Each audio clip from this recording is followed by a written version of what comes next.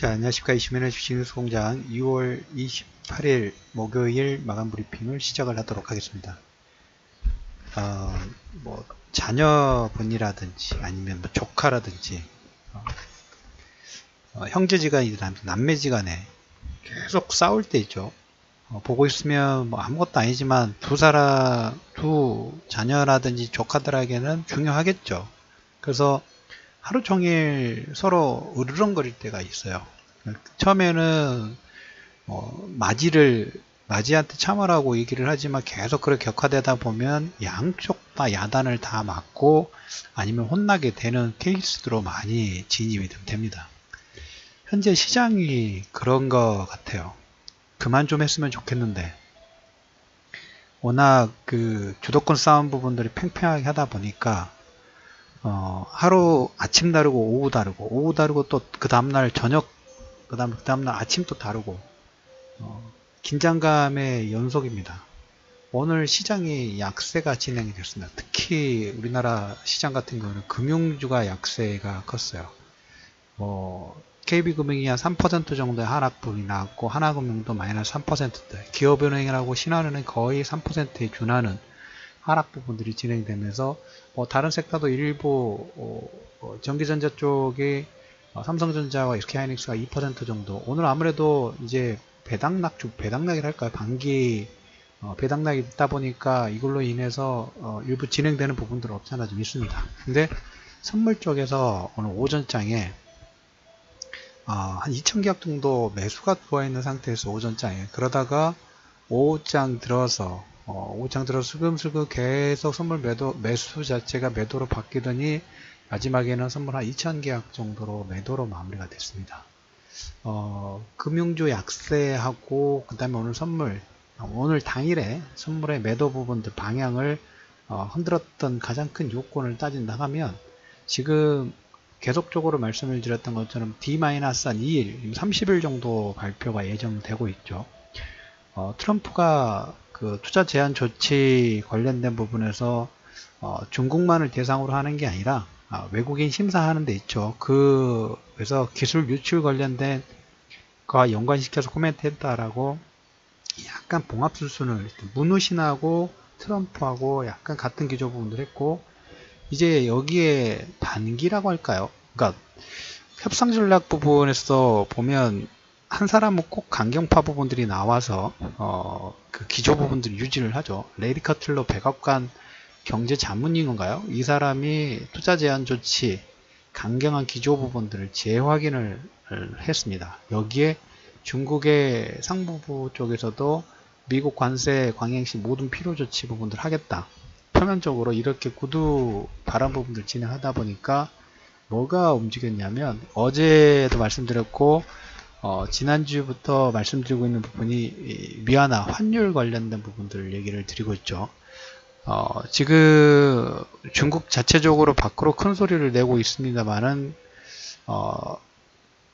제 개인적인 관점에서 더 이상 넬손스 카드가 있을까, 두 번의 지준율 인하 부분들을 해가지고 외환 보유고가 조금씩 누출이 되는 모습.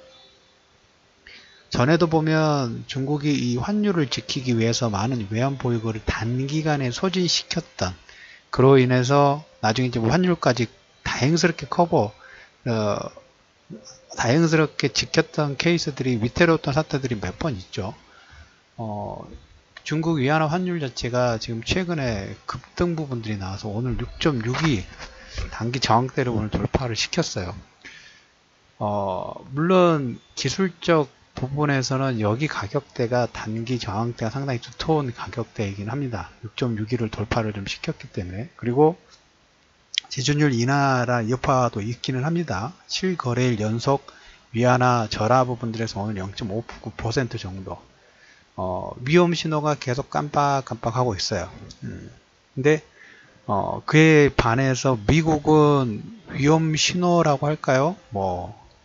지금 중국 같은 경우에는 중국 전반적인 외환 보유고 공격이라든지 그 다음에 위안화 약세의 배팅 부분들이 진행되고 있는데, 이것은 어떻게 보면 전체적인 경제 시스템과 상당히 연관성 부분들이 좀 있어요. 근데 미국에서는 물론 하나 두 개의 기업들, 어제 며칠 전에 말씀드렸던 건 철못 관련된 기업이 멕시코 쪽에서 수입하다가 생산을 했는데 수입 가격이 너무 올라가다 보니까 주문량이 급감을 해서 해고의 프로세스 들어갔다는 걸 첫 번째 얘기를 들었고, 그 다음에 모터사이클 유럽 관세 때문에 해외 공장으로 이전하겠다라고 하니까 트럼프가 세금 때려버리겠다, 이 정도 불협화음하고, 그 다음에 그 위안화 절하의 그 강도 부분에서 당연히 중국이 훨씬 크죠. 최근에 외환 보이고 거의 한 5년 동안 중국은 계속적으로 우하향 부분들, 추세 부분들, 예전에 제 기억으로 4조 위안대가 넘어섰었습니다. 근데 지금은 많이 줄었죠. 그래서 지금 투자 제한 조치 D-1, 시끄럽습니다. 이것 때문에 그 종목군들도 마찬가지고 지수 자체도 보면 우리나라도 지금 원화가 약세 추세 부분들로 가고 있죠. 위안화가 약세 가고 달러가 강세 가다 보니까 우리나라 원화가 약세가 되는 건 어떻게 보면 당연한 추세라고 볼 수가 있어요. 그래서 어제 그 핫이슈에서 말씀을 드렸지만 누군가가 손을 들어야 돼요. 자녀, 형제지간, 남매지간에 서로 계속 말다툼하면서 하루 종일 으르렁 거리고 조카들도 계속 그러 나가면 누군가가 손을 들던가 아니면 부모님이 나서서 이 따끔하게 중재를 한다던가, 이 둘 중에 하나 방향밖에 없죠. 지금 어떻게 보면 시장에서 종목군이 올랐느냐 내렸느냐 이것보다 이게 어떻게 보면 하반기 장세, 특히 3분기 장세의 핵심 키워드가 될 거고, 7월 중순에 파월 연준의장의 한마디 코멘트, 금리 인상 속도가 조금 급하지 않고 연장될 수 있다고 해야지 이게 봉합이 돼요. 이 다음 수순까지 진행이 좀 돼야 됩니다. 그러다 보니까 중간중간에 이런 흐름 부분들이 확인되기 전까지 외국인들은 뭐하고 있나요? 그날 뉴스에 외국인 매수 들어왔다가 매도 나왔다가 단기 플레이를 계속 하고 있습니다. 자, 이번 주하고 다음 주 충돌이 될지, 계속 긴장감 자체가, 계속 텐션 자체가 계속 커져가고 있는 그런 시입니다. 금일의 시장 약세, 금융주의 약세, 물론 시장 자체는 이런 외부 변수로 인해서 신용불량 부분도 축소되고 있고, 투자 심리가 지하 3층, 5층으로 떨어지고 있고, 그 다음에 종목군들의 밸류에이션이 높은데도 불구하고 과매도 상태에 진입이 됐습니다. 반격의 실마리는 두 사람의 으르렁거림이 합의 부분들, 아니면 이번 주에 발표될 투자 제한 조치에 따라서 서로의 맞대응, 특히 투자 제한 조치가 레리 커틀러는 강경한 기조 부분들을 위주로 하고 있는데, 문우신과 트럼프는 조금 완화, 협상 쪽으로 지금 가고 있어요. 그래서 그 내용을 확인하기 전까지 중국의 위안화의 약세, 저렇게 중국은 양보할 수밖에 없는 가능성이 점점 커지고 있습니다. 여기에 우리가 모든 포커스 부분들을 해야 됩니다. 과매도 상태에 진입이 되어 있고, 그 다음에 이 치킨 게임 누군가 팔을 그 핸들을 꺾어야지 된다고 말씀드렸죠. 그 기간 자체가 한 일주일 정도 7월 5일 6일 정도까지니까 지금 28일입니다. 거의 일주일 조금 더 남은 것 같습니다. 그 기간 동안은 텐션감 자체가 조금 강화될 수 있는 가능성도 염두에 두시면서, 오늘 시장 약세 이유는 국내 문제보다는 중국에서 무역전쟁 관련된 부분들의 아규먼트가 시장에 영향을 주었다라는 코멘트로 6월 28일 이슈맨의 주식 뉴스공장 마감 브리핑을 마무리하도록 하겠습니다.